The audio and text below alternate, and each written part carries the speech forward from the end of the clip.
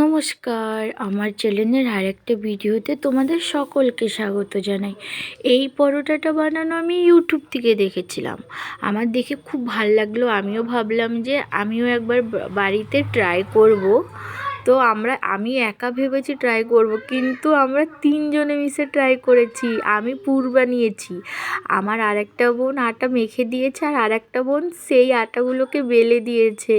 এই পুরের ভিতরে না ফুলকপিও দেওয়া ছিল। আমি ফুলকপি দেইনি, আমার ভালো লাগে না বলে আমি ফুলকপি দেইনি, শুধু পনির থেকেই করেছিলাম। কিন্তু দেখতেও কিন্তু খুব ভালো হয়েছিল। আর হ্যাঁ, আমার ভিডিওগুলোকে তোমাদের ভালো লাগে না? সবাই দেখো, কিন্তু কেউ সাবস্ক্রাইব করো না কেন গো?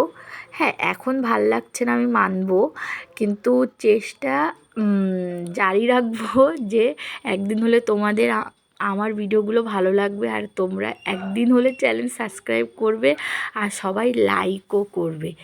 আর এই বোনটা আমাকে রায়তাটা বানিয়ে দিয়েছিল। আমি পরোটা রেসিপিটা দেখেছিলাম ইউটিউব থেকে, কিন্তু এই বোনটা আমাকে রায়তাটা বানিয়ে দিয়েছিল। বললো যে দিদি রায়তাটা কর, এরকম খেতে খুব ভালো লাগবে। আমি বললাম ঠিক আছে, তাহলে তুই বানাস। তার জন্য ও বানিয়ে দিয়েছিল।